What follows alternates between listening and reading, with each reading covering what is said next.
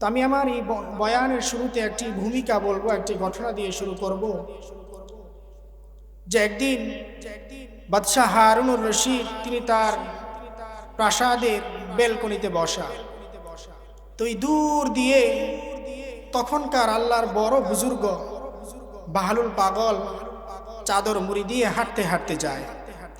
তো বাদশাহ হারুনুর রশিদ সেই পাগলকে ডাক দেওয়ার জন্য তার প্রহরীকে বললেন যে, প্রহরী, ওই যে দেখো দূর দিয়ে যে পাগল যায়, তাকে গিয়ে বলো যে আমি বাদশাহ হারুনুর রশিদ ডেকেছি।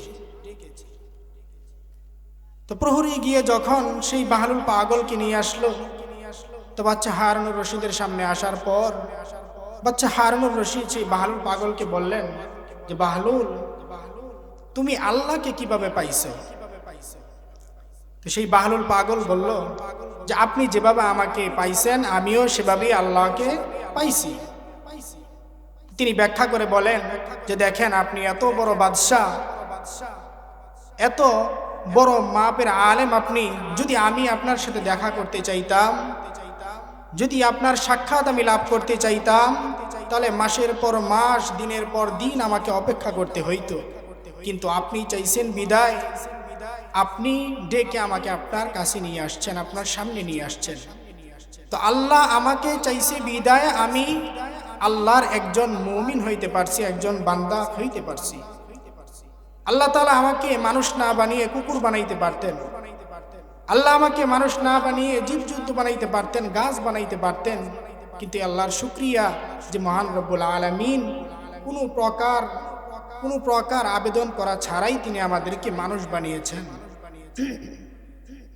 কেবল মানুষ বানান নাই, পৃথিবীর সর্বশ্রেষ্ঠ মানব হিসাবে এবং সর্বশেষ নবীর উম্মত হিসাবে তিনি আমাদেরকে দুনিয়ায় পাঠিয়েছেন। তো আমি যে আয়াতটি তেলাওয়াত করেছি, ওই আয়াতের মধ্যে আল্লাহ সুবহানাহু ওয়া তাআলা বললেন, আউযু বিল্লাহি মিনাশ শাইতানির রাজীম, বিসমিল্লাহির রহমানির রহিম,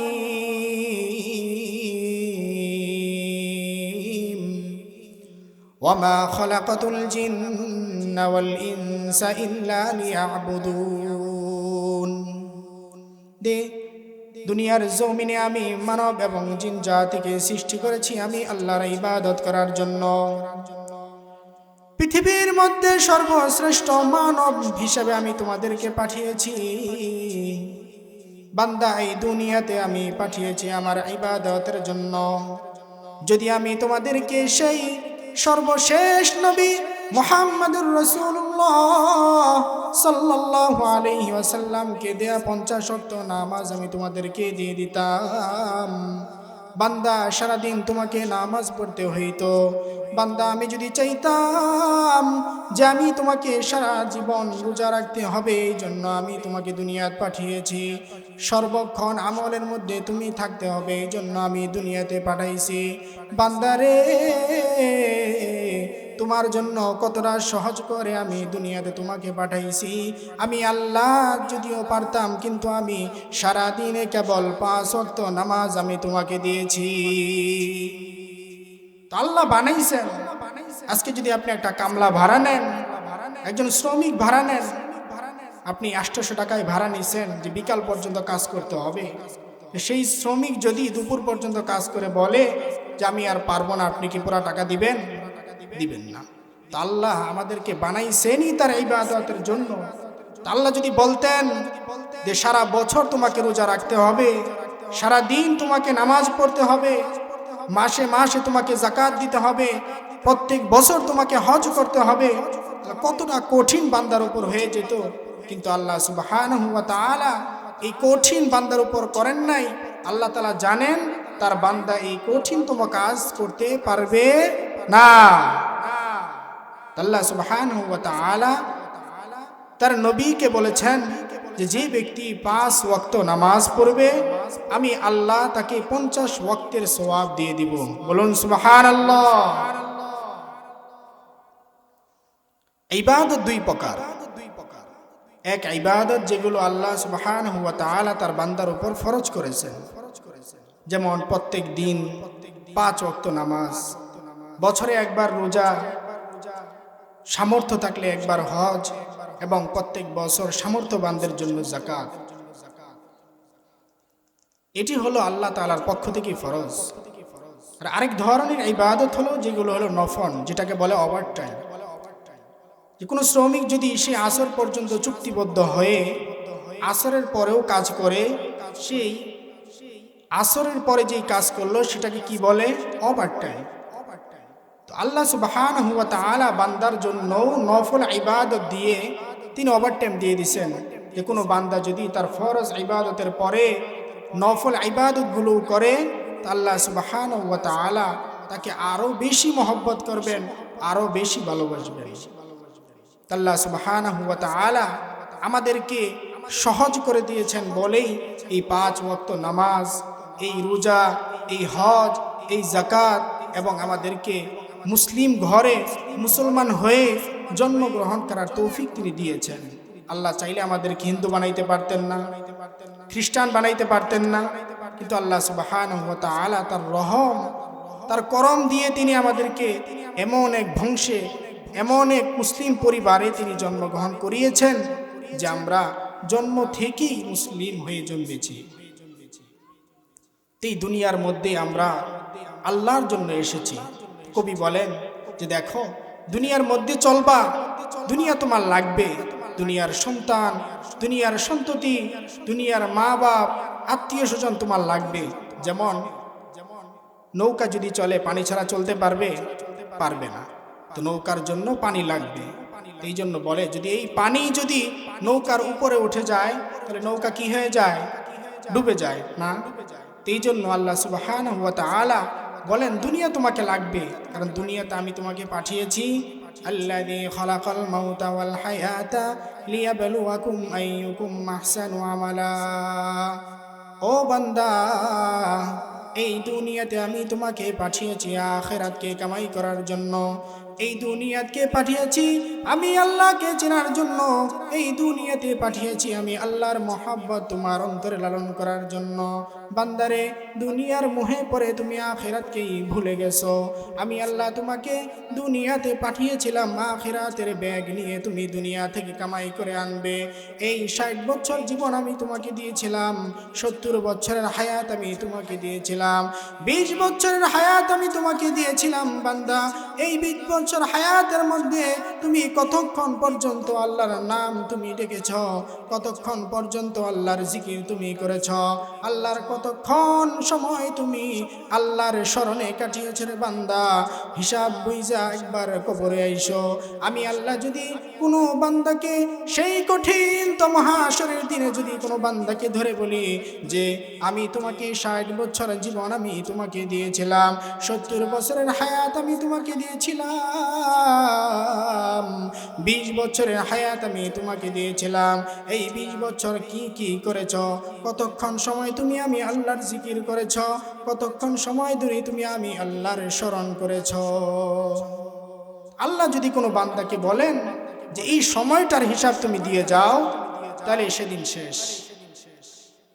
কেন? কারণ আল্লাহ তাআলা আমাদেরকে কি জন্য পাঠিয়েছেন? তার খলিফা বানিয়ে তার ইবাদত করার জন্য পাঠিয়েছেন।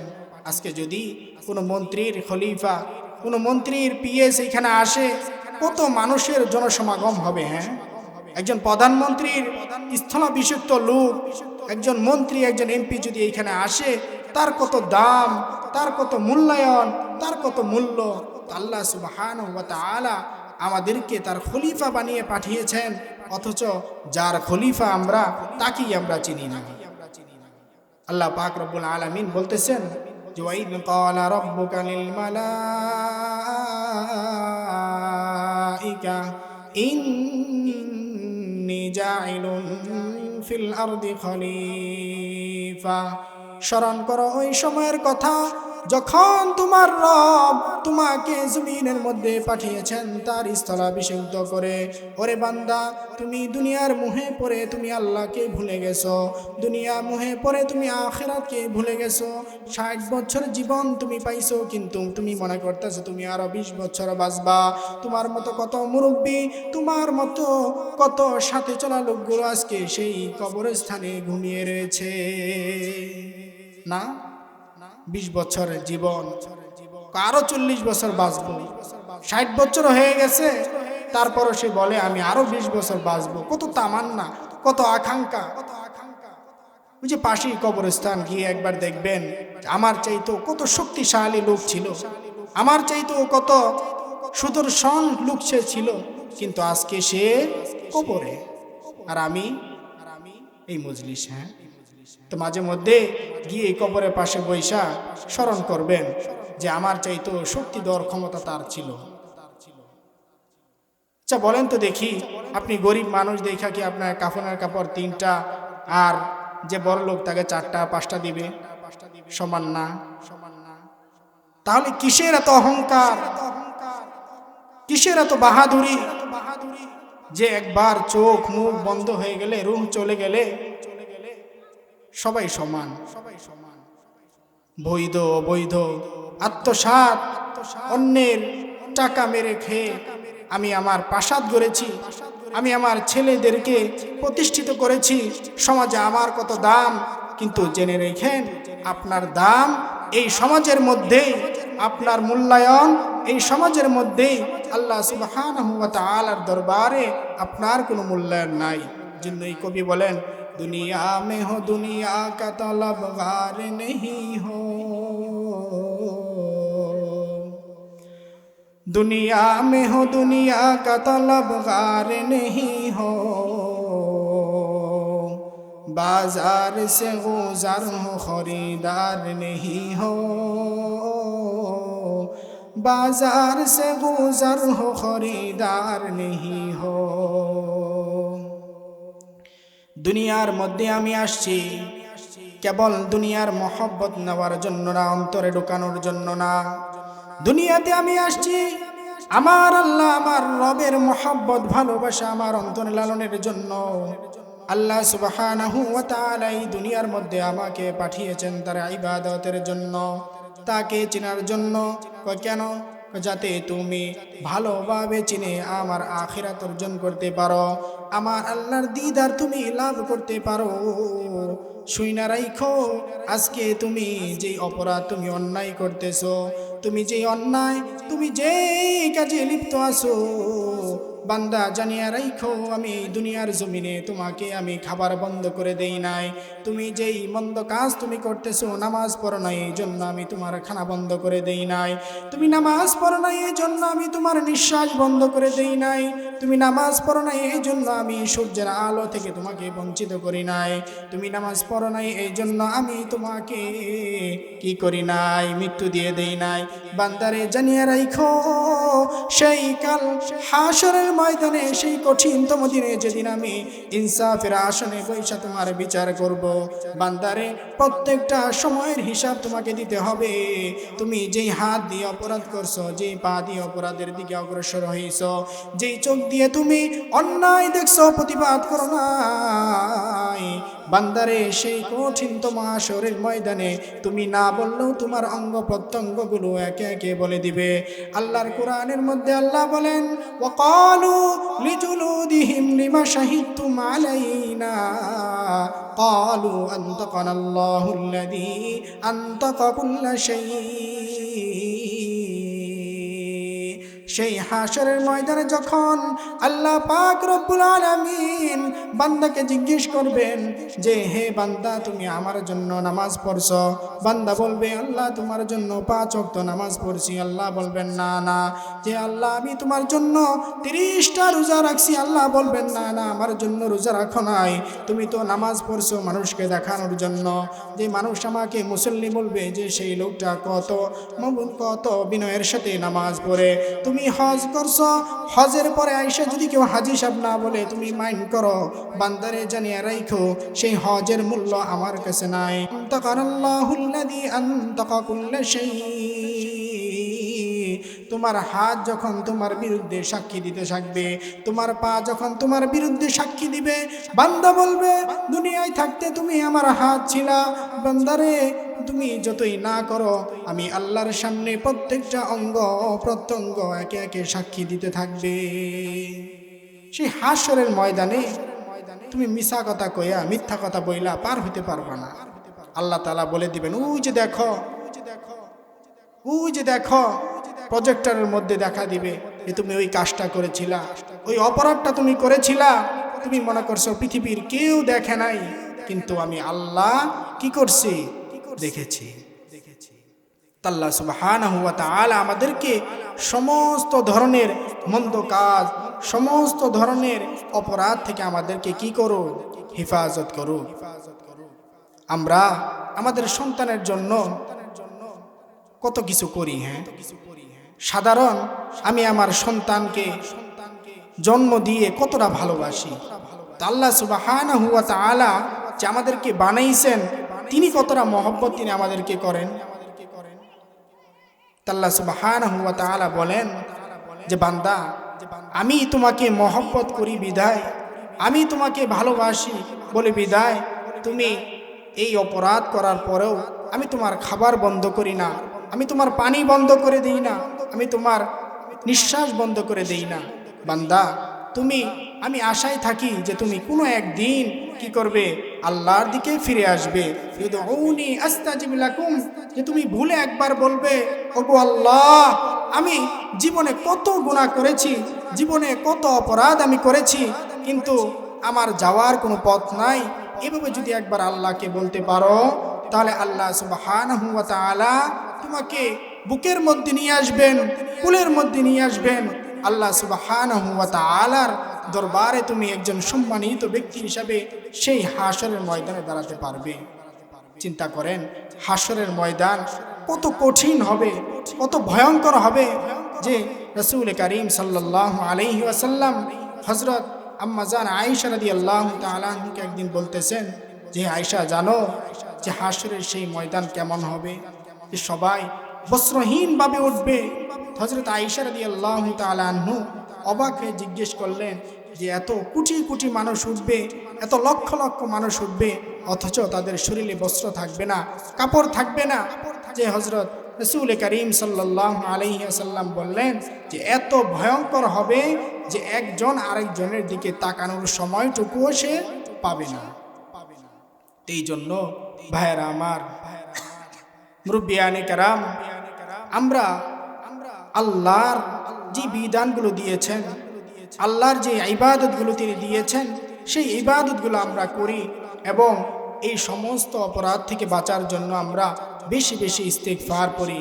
আল্লাহ সুবহানাহু ওয়া তাআলা বলেন যে যেই ব্যক্তি দিনে 100 বার ইস্তিগফার করবে, আল্লাহ সুবহানাহু ওয়া তাআলা তার গুনাহগুলো এমনভাবে মুছে দিবেন যে অতীতে সে কোনোদিন গুনাহই করে নাই। ইস্তিগফার করলে কি ফজিলত, ইস্তিগফার করার কি ফজিলত। এই জন্যই বুজুর্গ বলেন যে হযরত আহমদ ইবনে হাম্বল রাহমাতুল্লাহি আলাইহির ঘটনা, যে তিনি একদিন সফরে বের হলেন, তো এক মসজিদে গিয়ে তিনি রাত্রি যাপন করার জন্য বসলেন। তো মসজিদের প্রহরীরা তাকে বলল যে হে যুবক, হে মুরব্বী, তুমি এই মসজিদে থাকতে পারবা না। আহমদ ইবনে হাম্বল রাহমাতুল্লাহি আলাইহি বললেন যে দেখো, আমি আজকের রাতটা থেকে কালকে ফজর নামাজ পড়ে আমি কি নেব, তোমাদের এইখান থেকে বিদায় নেব। হযরত আহমদ ইবনে হাম্বলের কথা তিনি শুনলেন না, বের করে দিলেন। হযরত আহমদ ইবনে হাম্বল রাহমাতুল্লাহি আলাইহি তিনি বাজারের দিকে রওনা হলেন। দেখলেন এক যুবক রুটি বিক্রি করতেছে। তিনি পাশে গিয়ে বৈশা যুবককে বললেন যে যুবক, আমি তোমার এই চুলার পাশে কি একটু বসে উষ্ণতা নিতে পারবো? যুবক বললেন ঠিক আছে, আপনি নেন। হযরত আহমদ ইবনে হাম্বল রাহমাতুল্লাহি আলাইহি খেয়াল করলেন যে যুবক যখন রুটি বানায় তখন আস্তাগফিরুল্লাহ বলে, যুবক যখন কাই তৈরি করে তখন আস্তাগফিরুল্লাহ বলে, যুবক যখন রুটি ছাকে তখনও আস্তাগফিরুল্লাহ বলে, যুবক যখন টাকা নেয় তখনও আস্তাগফিরুল্লাহ বলে, যুবক যখন রুটি দেয় তখনও আস্তাগফিরুল্লাহ বলে। সব সময় মুখের মধ্যে কেবল আস্তাগফিরুল্লাহ আস্তাগফিরুল্লাহ। হযরতে আহমদ ইবনে হাম্বল রাহমাতুল্লাহি আলাইহি যুবককে জিজ্ঞেস করলেন, ও যুবক, আমি যতক্ষণ বসা ছিলাম তুমি ততক্ষণে আমি খেয়াল করলাম যে তুমি রুটি দিচ্ছ, টাকা নিচ্ছ, তুমি আস্তাগফিরুল্লাহ আস্তাগফিরুল্লাহ বলতেছো। যুবক বললেন যে, হে মুরব্বী, আমি এই আস্তাগফিরুল্লাহ পড়ার কারণে আমি একজন মুস্তাজাবুদ দাওয়া হয়েছি।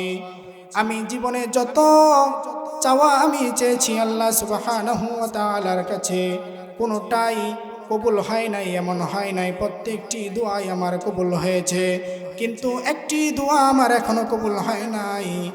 আহমদ ইবনে হাম্বল রাহমাতুল্লাহি আলাইহি বিস্ময়কর হয়ে গেলেন, অবাক হয়ে জিজ্ঞেস করলেন যে তুমি জীবনে যত দোয়া করেছো সমস্ত দোয়া তোমার কবুল হয়েছে, একটা কেন কবুল হয় নাই? যুবক বললেন, হে মুরব্বী, আমার একটা আশা ছিল যে আমি এই জগৎ বিখ্যাত মাযহাবের ইমাম আহমদ ইবনে হাম্বল রাহমাতুল্লাহি আলাইহির সাথে দেখা করব। আহমদ ইবনে হাম্বল রাহমাতুল্লাহি আলাইহি নিজের পরিচয় গোপন রেখে বললেন যে, যুবক, আজকে তোমারই আশা পূরণ হয়েছে। আমি আহমদ ইবনে হাম্বল রাহমাতুল্লাহি আলাইহির দরবারে তোমাকে যেতে হয় নাই, এই আস্তাগফিরুল্লাহর বদৌলতে তোমার এই আজকের দোয়াও কবুল হয়ে গেছে। এই জন্য আমরা কি করব? প্রত্যেক দিন ইস্তিগফার পাঠ করব। কি করব? ইস্তিগফার পাঠ করব। সকালে একবার ইস্তিগফার, বিকালে একবার ইস্তিগফার। ইস্তিগফারের বহুত ফজিলত, যে কেউ যদি ইস্তিগফার পড়তে পারে আল্লাহ সুবহানাহু ওয়া তাআলা তার জীবনের সমস্ত গুনাহ খাতাগুলি মাফ করে দিবেন। এই জন্য আমি আবদার রাখছি যে বয়ান করেছি উক্ত বয়ানের উপর আপনারা আমল করবেন এবং বেশি বেশি ইবাদত করবেন।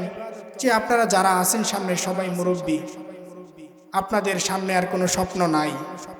ছেলের জন্য বাড়ি বানাতে হবে, ছেলের জন্য একটা গাড়ি কিনে দিতে হবে না?